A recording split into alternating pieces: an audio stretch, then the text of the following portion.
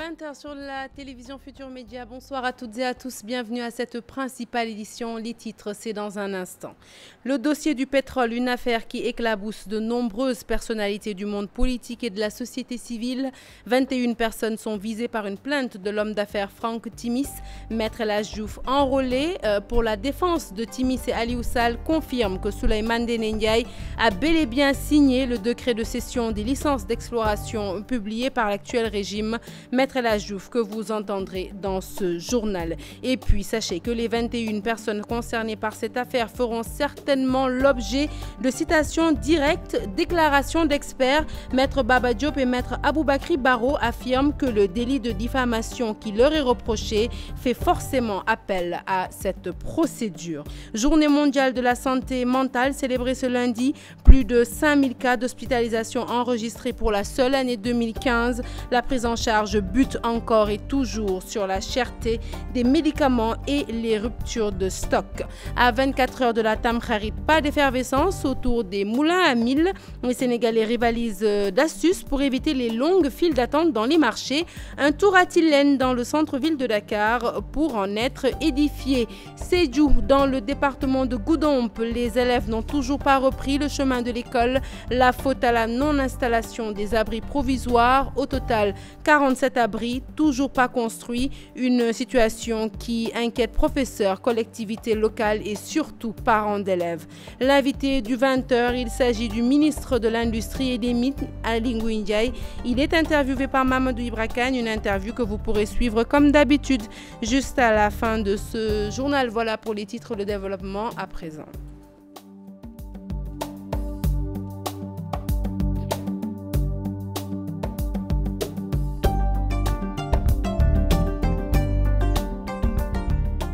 Rebonsoir à tous et à toutes. L'affaire Petro-Tim à la une de l'actualité, mais avant d'en parler, ce grave accident qui a fait un mort et plusieurs blessés ce mardi, selon des témoins.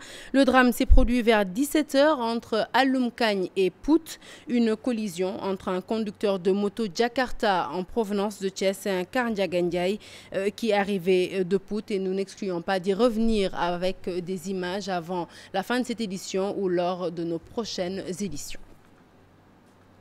Je vous l'annonçais en titre, sa couleur noire risque de salir mais aussi d'entacher la crédibilité de nombreuses personnalités du monde politique mais aussi de la société civile. Le pétrole découvert au large de nos côtes sénégalaises secoue le landerneau politico-médiatique. Déjà 21 plaintes sur la table du procureur de la République, des plaintes pour diffamation, diffusion de fausses nouvelles et association de malfaiteurs. Maître El Hadji Diouf, avocat des plaignants, Franck Timis et Aliou Sall, cite des opposants au pouvoir en place et des membres de la société civile. Mambiram Diouf, Thierno Laurent Mendy pour les détails.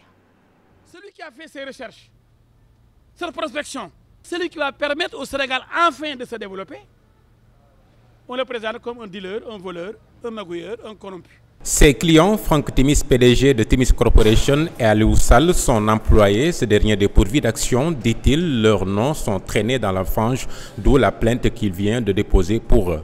Les accusations sont gratuites, les mensonges sont là. Par conséquent, il y a diffamation. Nous avons porté plainte pour diffamation, pour diffusion de fausses nouvelles et pour association de malfaiteurs.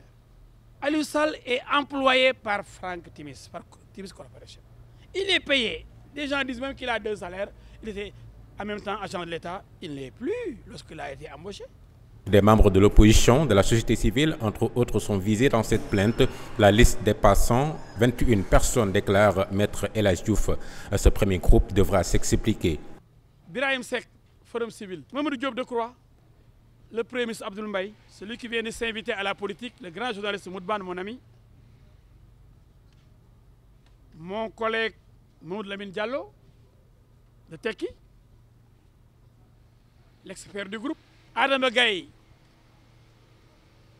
ça c'est les nouveaux opposants. Baba Aïdara, Ousmane Sonko, Alioune Gueye, ferme donc la liste des 11 que nous avons retenus pour le moment.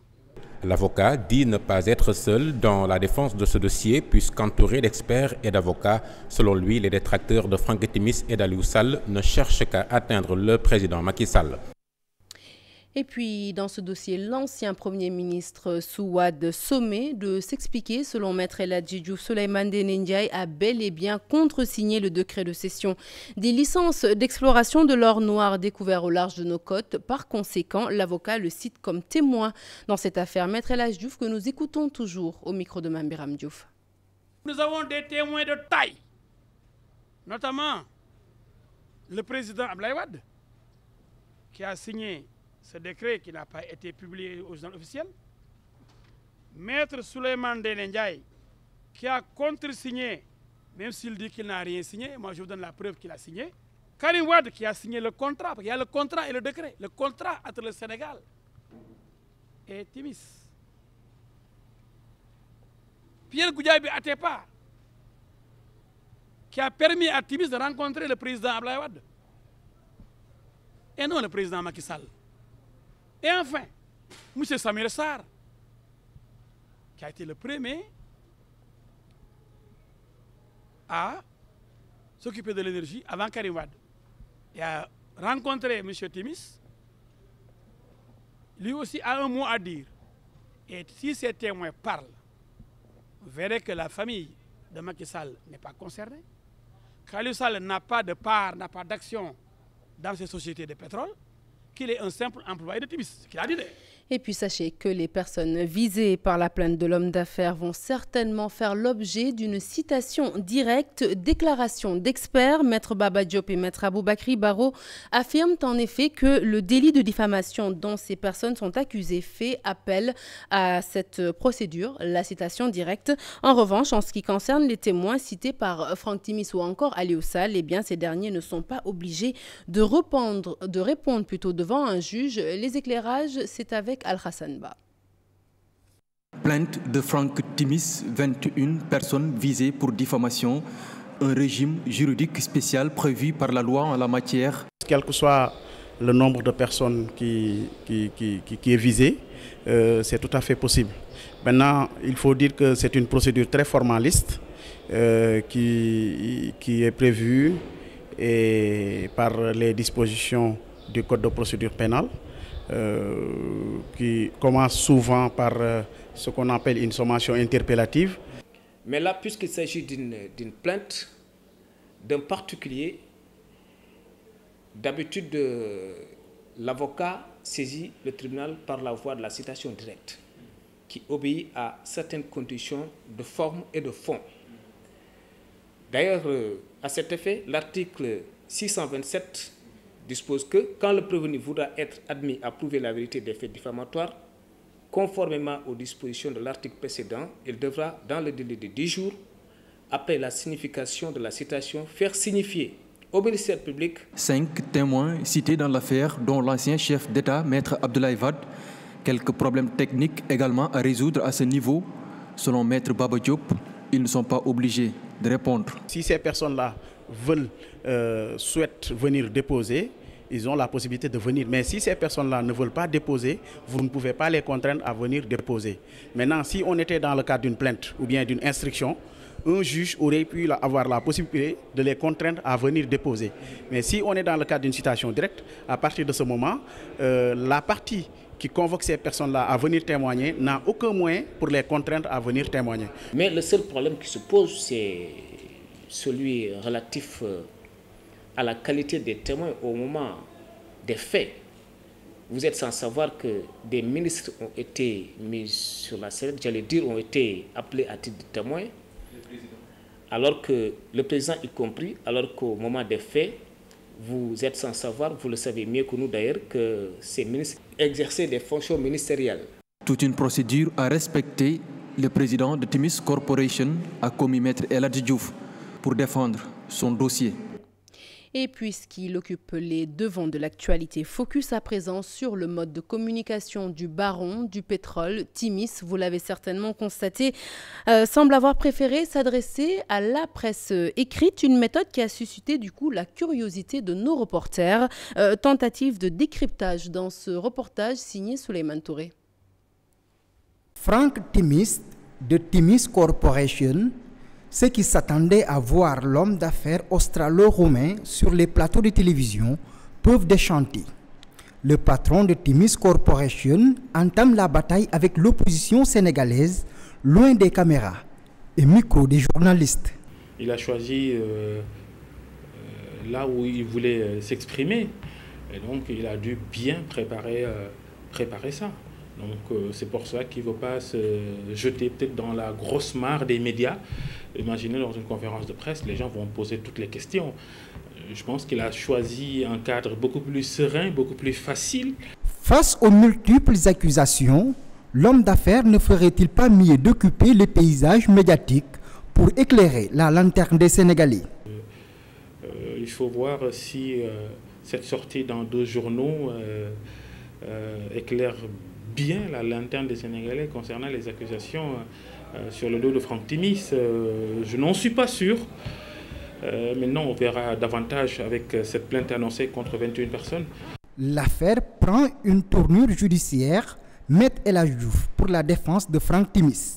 Mais je sais que le choix de l'avocat El Hadji Diouf n'est pas fortuit. El Hadji Diouf, c'est un peu, est-ce que c'est normal d'ailleurs, c'est le chouchou des médias. C'est un avocat brillant peut-être, mais un avocat aussi qui sait s'exprimer, qui sait parler aux Sénégalais. Donc voilà, c'est le droit de Timis de le recruter d'ailleurs. Une plainte déposée contre 21 personnes, membres de l'opposition sénégalaise comme société civile. On s'achemine vers des pages intéressantes de cette histoire. Franck Timis. Et vous l'avez certainement remarqué, une édition teintée en noir en référence au dossier du pétrole dont nous avons consacré une large fenêtre ce soir. Cette fois-ci, je vous propose le portrait de l'homme d'affaires Franck Timis. Qui est-il? Depuis quand est-il dans ce milieu? C'est signé Ibou Diouf. Armes dans le jugement d'or de sa Roumanie natale avant de débarquer il y a 10 ans en Afrique de l'Ouest. Son appétit pour les richesses du sous-sol semble insatiable, mais ses méthodes ne plaisent pas à tout le monde, y compris dans l'une de ses entreprises. Sa dernière acquisition, 4 permis d'exploration dans l'uranium en juin 2014 au Niger, un pays et une filière minière de plus pour Franck Timis, surnommé The Gusher, un terme qui désigne un geyser ou un puits de pétrole jaillissant, en référence aussi à sa rapidité légendaire à saisir les occasions qui se présentent. Âgé de 52 ans, cet homme d'affaires hableur et charismatique est en train de bâtir un empire dans le secteur extractif en Afrique de l'Ouest, une région qu'il considère comme le nouvel Eldorado minier. Le tycoon a commencé dans le fer et le diamant en Sierra Leone après la guerre civile avant de s'intéresser au sous-sol de la Guinée, du Burkina Faso, puis de la Côte d'Ivoire. Le potentiel régional est comparable à celui du nord-ouest australien que j'ai connu dans les années 1970 à mes débuts, parié lors d'une interview à Jeune Afrique en janvier 2011, celui qui cumule les nationalités roumaines et australiennes. La saga de Franck Timis amenée au Sénégal par l'ancien ministre Samuel Sarr commence sous Abdoulaye Wade, alors que Karim Wade était ministre de l'Énergie. En effet, c'est à cette période que Franck Timis a pu décrocher 2 concessions. Aujourd'hui, au cœur d'une polémique, l'homme d'affaires âgé de 52 ans brise enfin le silence et explique pourquoi il a investi au Sénégal et soutient que ce n'est pas Alioune Sall, le frère du président Macky Sall, qui l'a introduit au Sénégal, mais plutôt Samuel Sarr. L'homme d'affaires explique souvent ses relations avec le maire de Guédiawaye, son amitié avec Pierre Goudiaby Atepa et ses relations avec Karim Wade et loue la générosité de maître Abdoulaye Wade. L'homme d'affaires affirme qu'il a commencé à faire du business au Sénégal en 2010-2011 avec Petroleum Africa. La première fois, il a rencontré le directeur général de Petrosen et le ministre de l'Énergie d'alors, Samuel Sarr, et c'était en 2009. Le patron de Timis Corporation met à exécution sa menace contre certains hommes politiques et de la société civile au Sénégal.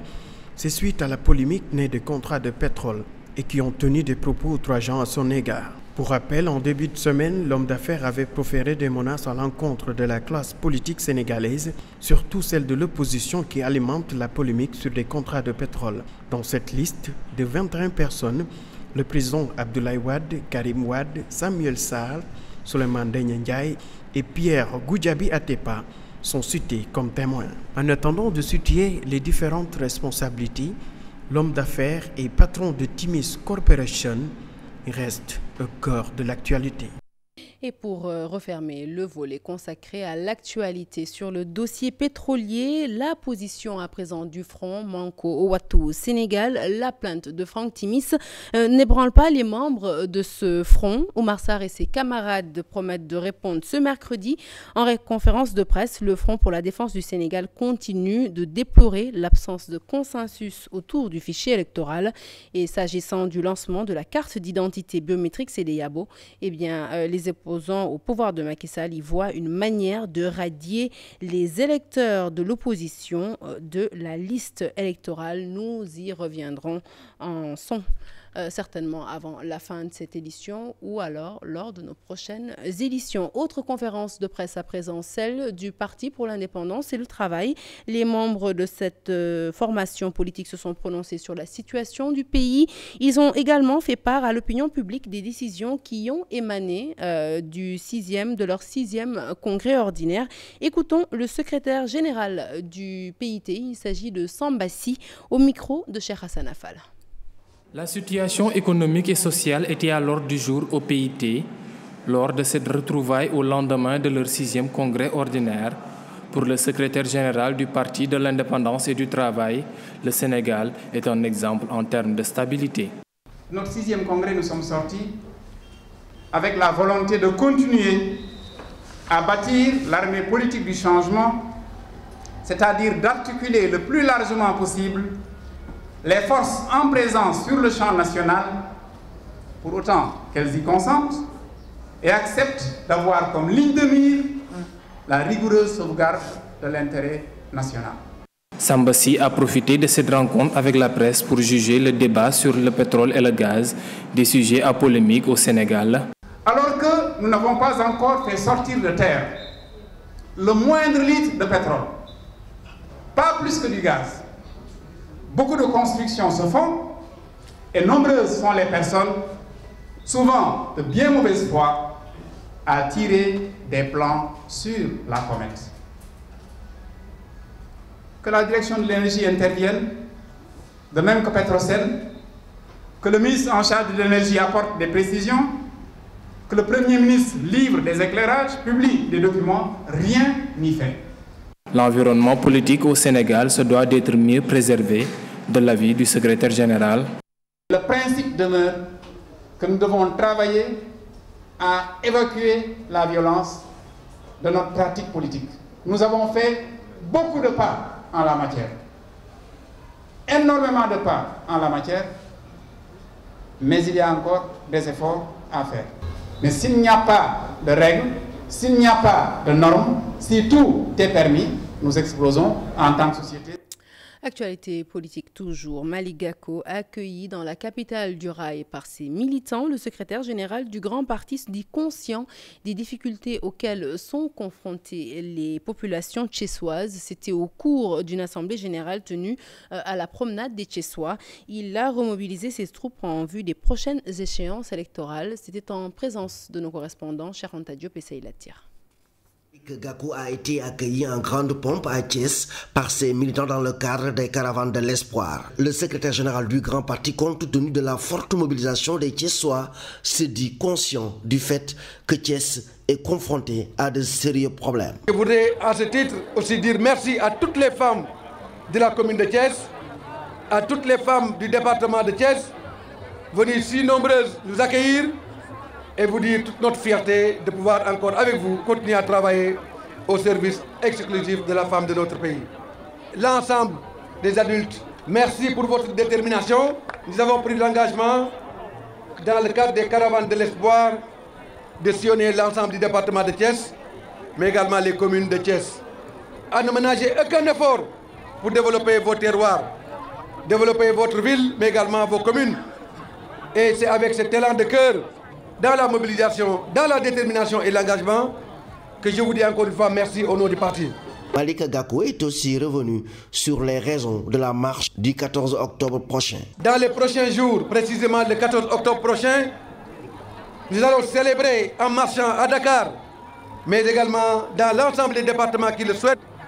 Nous allons marcher pour défendre la démocratie de notre pays. Nous allons marcher pour défendre les libertés. Nous allons marcher pour défendre la protection des ressources naturelles de notre pays, empêcher la spoliation des ressources naturelles de notre pays.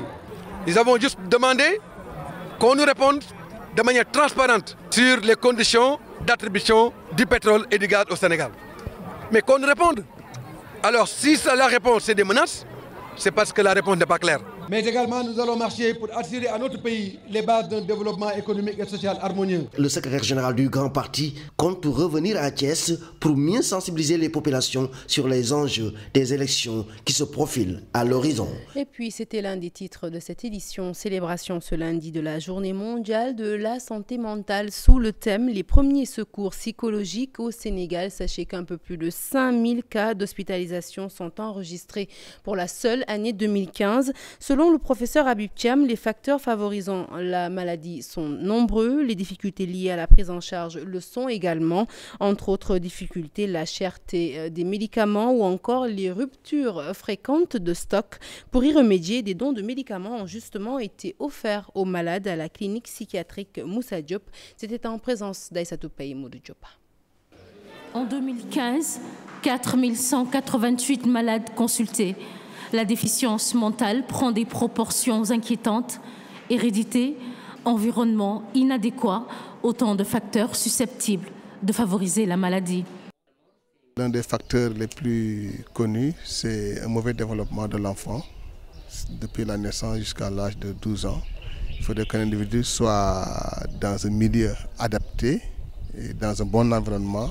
Il y a un certain nombre de maladies mentales qui sont de l'ordre de l'hérédité. Il y a certaines substances psychoactives qu'on appelle drogues qui peuvent entraîner la maladie mentale, comme par exemple le cannabis. Pour la prise en charge des déficients mentaux, beaucoup de contraintes d'ordre économique. C'est une prise en charge au long cours, pendant des années et des années. Les médicaments sont chers, souvent les familles sont démunies, l'assistance sociale n'est pas comme on l'attendait. Et donc ça pose un problème d'essoufflement thérapeutique chez les parents. Pour pallier à certains déficits, des dons de médicaments ont été offerts pour soulager les malades. Les médicaments sont chers, les médicaments également quelquefois sont en rupture et n'existent pas. Et l'appui qui est venu aujourd'hui du ministère, c'était également un don de médicaments. Ce même don de médicaments sera également remis aux 14 structures du Sénégal par différentes unités du ministère de la Santé. Et donc ce don de médicaments, ce don de produits d'hygiène et cette écoute. Malgré les difficultés, de plus en plus de malades se font soigner à la clinique Moussa Diop, toutes catégories confondues. C'est la prise en charge des usagers de drogue de manière générale. Des usagers de drogue injectables ou pas, de la cocaïne, héroïne, chanvre indien et autres. Mais nous faisons en plus de la consultation en alcoolo et en tabacologie. Et même nous avons commencé à faire une substitution de certaines drogues injectables. À ces patients-là, on donne aujourd'hui de la méthadone, ce qui permet justement de mieux les prendre en charge, de les sevrer des drogues qu'ils utilisaient en général. Cherté des médicaments, manque de structures adéquates, déficit de communication, rupture de stock, les contraintes liées à la prise en charge de la déficience mentale demeurent. Santé toujours, cette fois-ci à Bambey, pour parler des travailleurs qui réclament la tête du directeur du centre hospitalier de Bambey. Ils se disent excédés par l'absence de dialogue depuis son arrivée et menacent de perturber le système dans les plus brefs délais si leurs revendications ne sont pas prises en compte. Je vous propose d'écouter Ndiak Babou. Elle est chargée des revendications et ses propos sont recueillis par Mohamed Diop et Talla Samba. Nous exigeons que l'État du Sénégal décide enfin de diriger le centre de santé de Bambey en établissement public de santé au niveau 1, étant donné que les conditions requises sont réunies ici depuis longtemps déjà. 2. Le centre de santé ne dispose qu'une seule salle d'hospitalisation où sont admis ensemble hommes, femmes et enfants, toutes pathologies confondues, depuis plus de 10 ans, et des toilettes inexistantes. Cette situation est intolérable. Ça fait longtemps que nous essayons d'attirer l'attention des responsables du centre de santé, en l'occurrence les médecins-chefs du district et les médecins-chefs du centre de santé, mais jusqu'à nos jours, nous n'avons vu aucun effort consenti à cet effet. 3. Nous avons vu avec joie l'acte qu'a posé la mairie de Bambey de nous doter d'un nouveau pavillon d'hospitalisation, mais nous les exhortons d'accélérer les travaux car la population n'en peut plus d'attendre et d'espérer que ce dernier soit enfin fonctionnel. 4. Plus grave encore, nous ne disposons d'aucun cadre de concertation pour tenter de discuter des problèmes les plus simples avec les autorités sanitaires de ce lieu. Le médecin-chef est toujours enfermé dans son bureau et ne reçoit que sur audience très difficile à obtenir auprès de sa secrétaire. Encore faut-il qu'il soit présent au centre de santé, qu'il est entre ses innombrables missions, voyages, séminaires et j'en passe. Il est plus difficile à voir le ministre de la Santé que lui-même. Ce dernier, voilà bientôt 4 ans qu'il dirige ce centre, n'a même pas encore songé à créer un dialogue social avec les personnels communautaires qui constituent pourtant les 90% de l'effectif du centre de santé et dont le salaire n'atteint même pas 50 000 francs après 20 ans à 30 ans de service. Dans le cadre de la couverture maladie universelle CMU, les enfants de 0 à 5 ans doivent bénéficier de la gratuité de toute la prise en charge. Au centre de santé de Bambey, on ne respecte pas encore correctement ces consignes données par le ministère de la Santé. Ici, les enfants ne bénéficient pas des médicaments ni des analyses de laboratoire. Nous prenons à témoin la population de Bambey.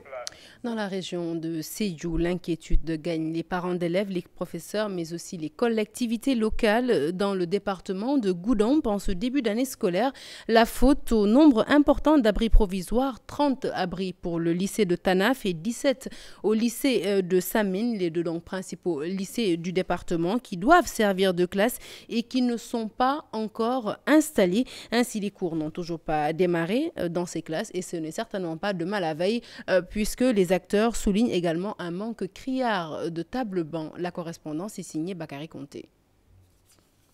Le slogan « Oubetei Djangetei » est loin d'être une réalité dans la région de Sédhiou. Au lycée Chérif Younous Aïdara de Tanaf, pour cette année scolaire, environ 30 abris provisoires seront installés. Je dis le Oubetei Djangetei n'est pas une réalité à Tanaf. 24 huttes, avec les tables-bancs qui manquent. Il y a même des serpents à l'intérieur. Nous sommes en train de tout faire pour désherber, les parents, pour désherber. Mais Oubetei Djangetei, je vous dis que ce n'est pas une réalité. C'est le vœu de l'État, c'est le vœu du président Macky Sall et son gouvernement, peut-être dans l'avenir. Mais pour le lycée Chérif Younous Aïdara de Tanaf, ce n'est pas une réalité. Ce n'est pas possible, c'est dans l'impossible. Même situation au lycée de Samine, 17 abris provisoires. Nous avons 27 classes pédagogiques. Parmi ces 27 classes pédagogiques, vous avez 17 abris provisoires. Oui, ce n'est pas facile. Et ces abris provisoires, actuellement, on n'ose même pas les reconstruire rapidement, puisque nous utilisons des outils qui, une fois en contact de l'eau, sont rapidement périmés.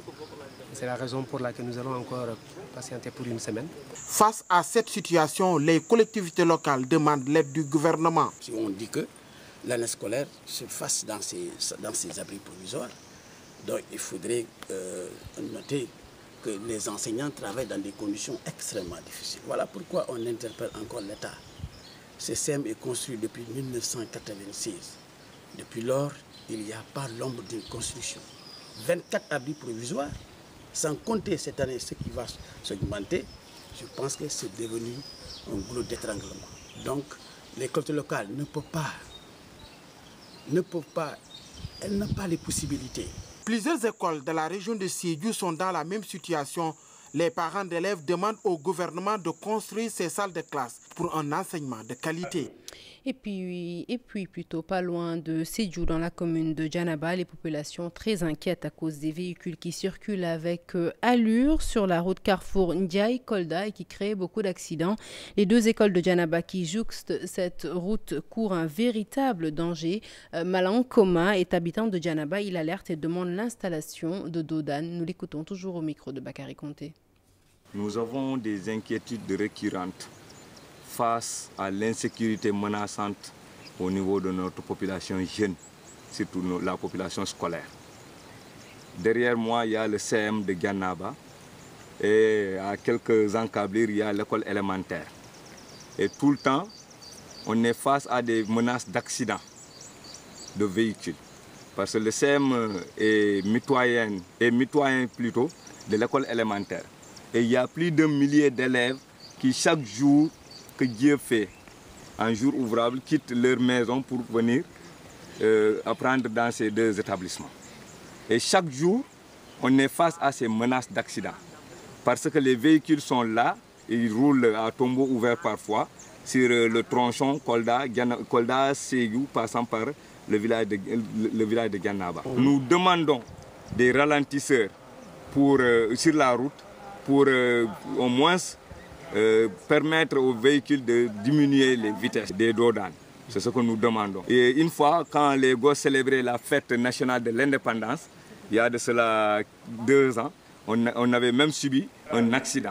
Parlons de tout à fait autre chose à présent. Zoom sur la vente de petits déjeuners dans les établissements scolaires, une activité rentable selon les vendeuses qui s'y adonnent. Les conditions d'hygiène, l'autorisation de vente, des mesures à respecter pour avoir accès à ces établissements. Mais un business qui démarre plutôt bien pour certaines. Un tour dans quelques écoles pour en être édifié, c'est avec Fatou Kinedem. Sauce de pommes de terre, sandwich à la viande hachée, thon, des recettes que propose cette vendeuse de petit déjeuner. L'école ouvre ses portes, son activité démarre plutôt bien.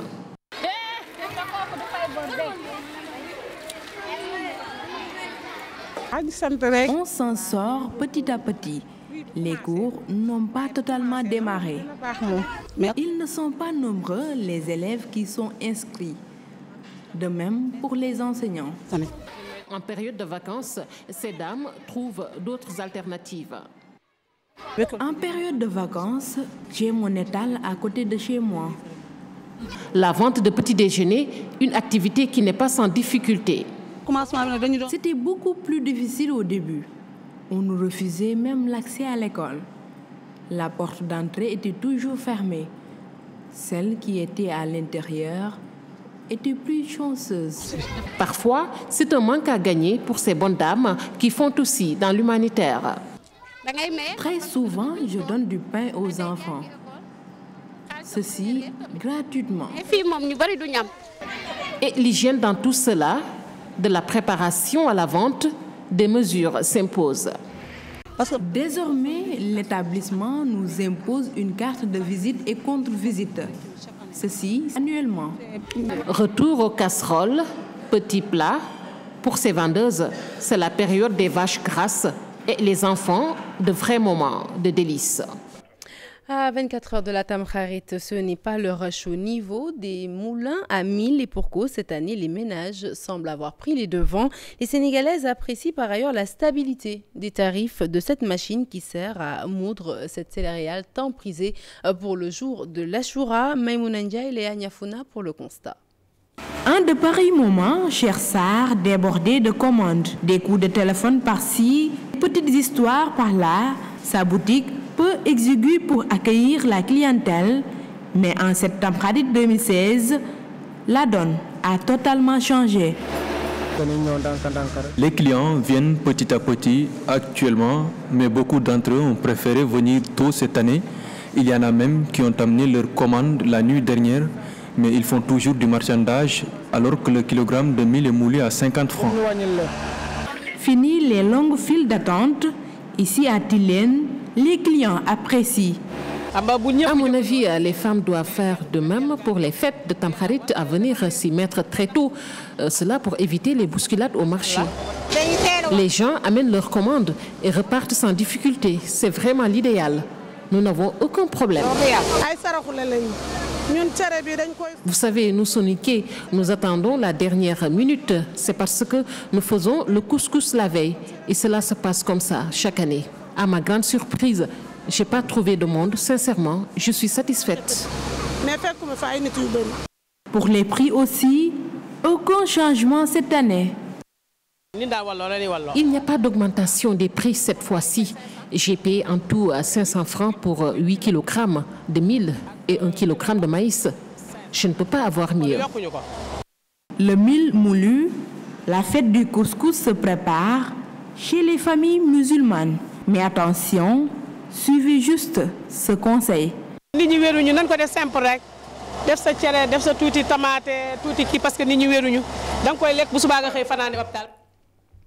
Préparatif des récoltes champêtres de Helcom édition 2016, Cheikh Amar désigné encore une fois jëwriñ des travaux par le fils aîné de feu Serigne Saliou Mbacké. Le patron de TSE s'engage à mener à bien sa mission. D'ailleurs, il annonce qu'il prendra en charge tous les frais de transport et d'hébergement des talibés. Reportage signé Mamadou Fall. Préparatif des récoltes de Khelcom, Cheikh Amar renouvelle son engagement auprès du fils aîné de Serigne Saliou Mbacké. Serigne Cheikh Mbacké a confié, comme les années précédentes, les travaux champêtres à son jëwriñ Cheikh Amar. Cheikh mi nga xam ne mooy jëwriñu liggéey bi Serigne baa ngi koy doolee soññi lañ koy wax ndax ki deful dara kenn soñu ko ku jëful kenn waxu la waaw góor kat li muy yomb ku ko jëful doo ko dégg waaye nag jëf ji mu ko jëf te ci góor te bés at mu jot mu gën di nekk bëggam di ca gën di sonn di ca gën di taxaw lu mu defoon daaw fàtte na ko ren li muy xalaat mooy lim dëgmal nu mu fexee ba jàll ko noonu ko doxin la woo xam si nun taali bi yëpp noona mooy lu nu war ndokk nag moom it bi ko Serigne Touba taw féexalee loola ab xolam nangu ko ak bëggam ànd ca ñu ànd ko ñun ñëpp loolu yi sëñ baa ngi ko ci doolee ñaanal te di ko ci doolee ñaax. jàmbaar bu jëmee ci xare rek war naa xas lay war a doon ragal naa ne waaye bu toon loolu dañuy xëy rek kenn ku ne la nga ko jox mu def ko na nga ko bëggee. Cheikh Amar mi nga xam ne tey mooy sa jëwriñ ci tool yi di ñaan yàlla itam mboolem ku fekkee jataay bi yàlla dolli la ndimbal. Un fervent talibé mouride, le patron de TSE s'est réjoui du fait que le marabout l'a encore choisi. Il en a profité pour lancer un appel à tous ses amis, ses frères et tous les talibés mourides à venir s'investir aux travaux des récoltes de Khelcom et de Touba Darou Salam qui auront lieu du 14 au 22 octobre. Cheikh Amar ne képp koo xamante ni dégg nga woote bi foo mën a jógee ak foo mën a nekk jël na lépp teg ko ci li ka nga xamante ni mooy sëñ Cheikh Saliou Mbacké delloo ko ko. Les frais d'hébergement et du transport sont entièrement pris en charge par le jëwriñ Cheikh Amar. L'actualité sportive pour parler du jeu des Lions qui se bonifie après chaque rencontre. C'est le constat fait par des techniciens du football local. L'avenir s'annonce ainsi radieux pour la tanière qui se doit de bien renégocier ses déplacements pour la qualification à la Coupe du Monde. Pape Faraning, Younous Diatta. Deux buts marqués, un clean sheet en alliant du jeu. Les Lions du Sénégal ont montré un autre visage, une amélioration même constatée par les techniciens locaux. J'ai senti une équipe qui est en nette progression par rapport aux sorties précédentes. C'est une équipe qui monte à chaque fois. Après, il faudra que les gens soient plus objectifs dans leurs critiques. Parce que ça parle de jeu, mais l'essentiel au très haut niveau, c'est la gagne. Quand on veut regarder, quand on veut voir que le foot, il faut regarder que le Barça. Et dans l'ensemble, je crois qu'il y a une belle prestation de notre équipe. C'est des raisons d'espérer. Nous sommes premiers et je pense qu'il faut garder le cap. Chaque match, sa vérité. Toutefois, il reste quelques réglages, surtout au niveau de l'attaque, pour marquer beaucoup plus de buts. Début de deux premières mi-temps quand même, où nous avons eu à sentir.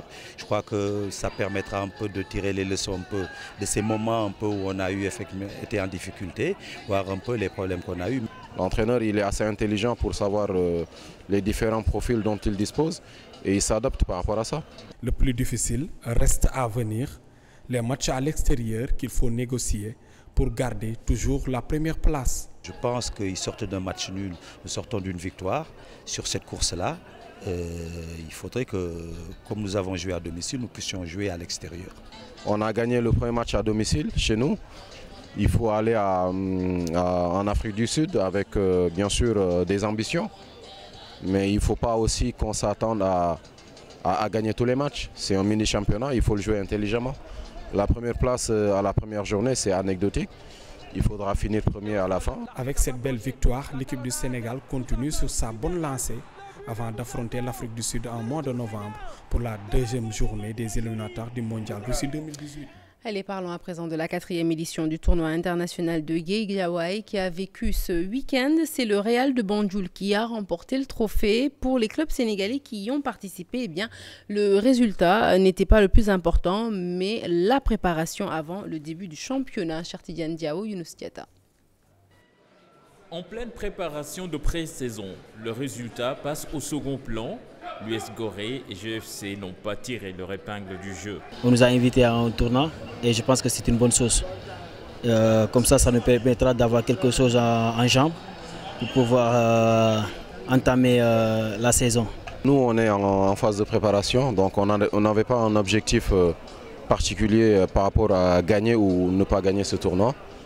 on est en phase de préparation. Donc pour nous, les matchs nous servent de préparation.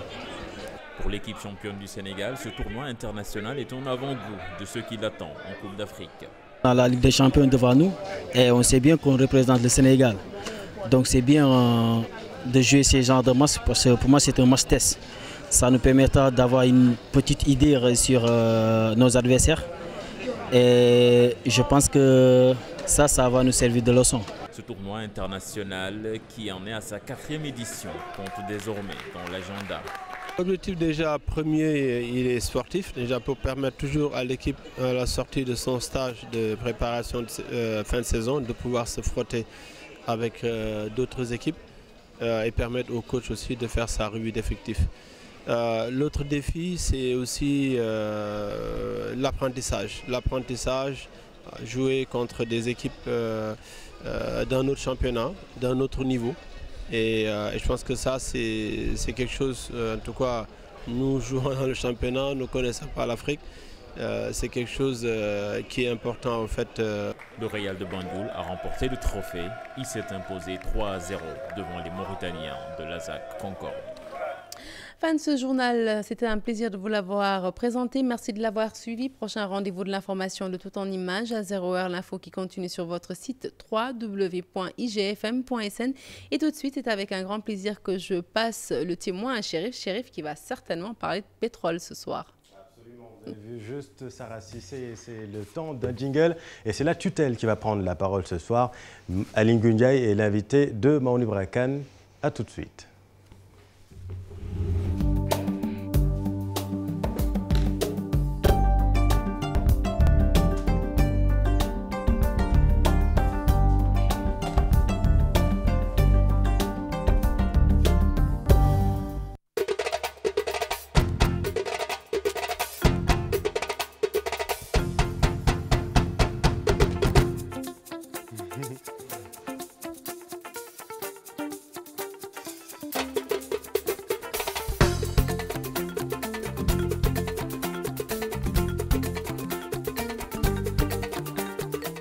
Mesdames, Messieurs, rebonsoir. Merci de vous informer sur TFM, Miroir du Sénégal. Place maintenant à l'invité du 20h, les ressources naturelles, objet de toutes les convoitises, mais surtout objet de vives polémiques ces derniers temps au Sénégal, coïncidant avec l'adoption par le Conseil des ministres du projet de loi portant code minier. De quoi s'agit-il? Qu'est-ce qui va changer?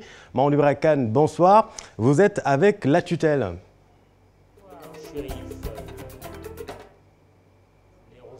Minières et minérales sont toujours au centre des débats au Sénégal. La question dépasse les attaques et contre-attaques entre le pouvoir et l'opposition pour devenir une question